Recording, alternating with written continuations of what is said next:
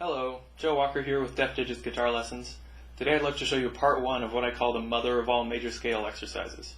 It really helps in position shifting and getting to know your fretboard from end to end. So this lesson comes in 4 parts, so there's going to be 3 other videos, so watch out for those on YouTube. I'm going to run through this stuff pretty quickly, so look for tabs and diagrams at my website, defdigits.com. So what you need to know first, before you begin this exercise, are the 5 positions of the major scale derived from the cage system. So today I'm just going to do everything in C major, and I'm going to cheat a little bit and omit any positions that use open strings, just for now.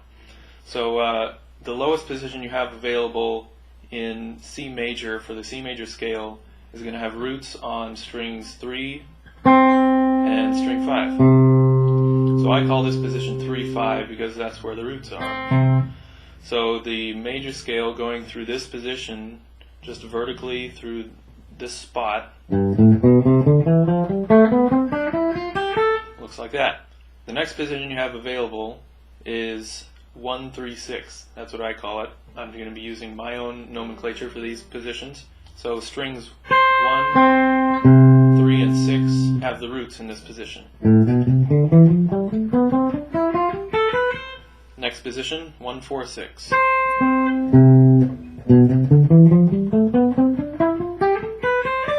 Next one is 2-4.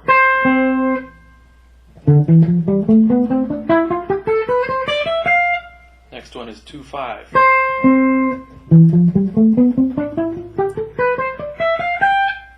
And at this point, you start to loop back around again, you get position 3-5 again.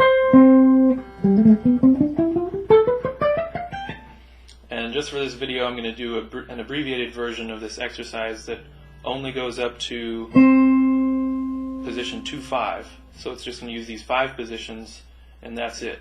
In practice, you'll use everything that you have available from the bottom all the way up to the top.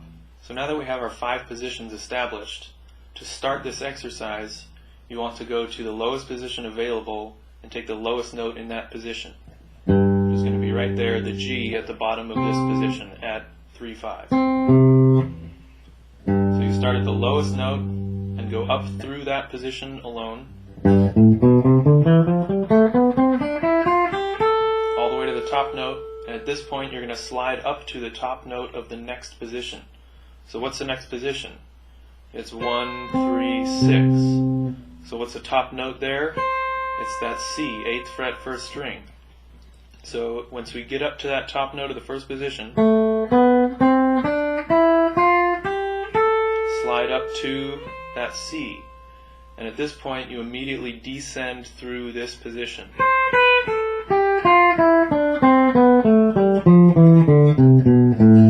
Next step, when you get to that bottom note, slide up to the bottom note of the next position. And ascend through this position.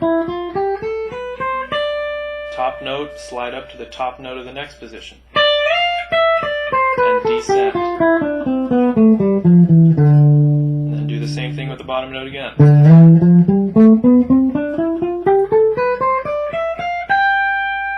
And in practice, you'll just keep going until you run out of frets. Right now I'm going to do an abbreviated version. You have to turn around somewhere. So once we get to this top note, turn around and slide down to the previous position. And you're only sliding down to the top note, not going to slide down to the lowest note on that string, but top note of this position, slide down again, lowest note of the previous position,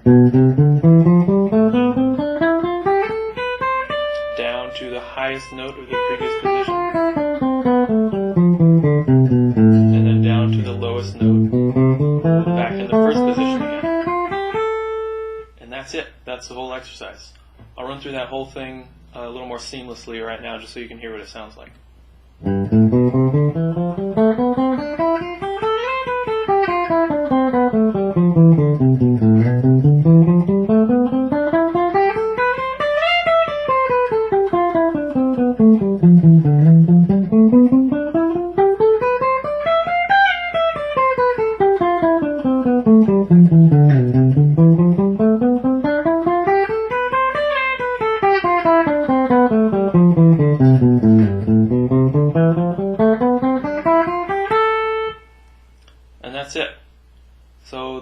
step is first to expand down as low as you can go, to the lowest position you have. In C you'd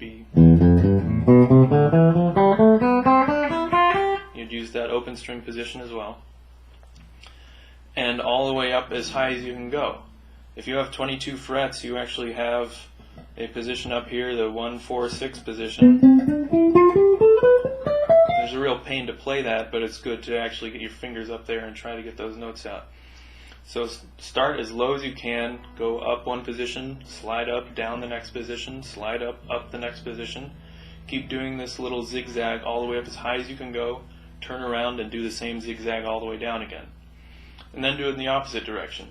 That first time we started at the lowest note, start at the highest note of the lowest position and descend from there. Descend, slide up, ascend, etc. So the next step, after you do that entire thing, do it in all 12 keys. So that could take a while. Don't try to do it all in one day if your fingers aren't moving fast enough through these things. If you have to, just do one of these every week. And don't worry if your mind is way behind your fingers on this. If you're not used to shifting between positions all the time, you're going to end up getting to the top of one position and brain fart. You just can't, like your brain just stops working. And what is the next position? I can't figure out what it is. This happened to me over and over when I started doing this. I would get to a point where I needed to shift and I'd just forget everything about all the notes that I know on the guitar. So try to take it slow enough to give your mind a little time to think about that position shift and make it a little more seamless. Because you might, if your fingers are flying through the position, the point at which you have to think is going to be on that shift. So the important part about this whole exercise is shifting between the positions seamlessly and being able to know that this is the next position and this is the next position without even thinking about it. So you'll want these shifts to be very seamless, but you'll notice I didn't use a metronome there. So I don't really ever put a tempo on this exercise, but I do try to stay consistent when I'm going up and down through the different notes and through the different positions. So that's it for part 1. There are 3 more parts to this, and it's only going to get harder. So check out some of my lessons and other articles at deafdigits.com, and look out for those other videos. Happy plunking!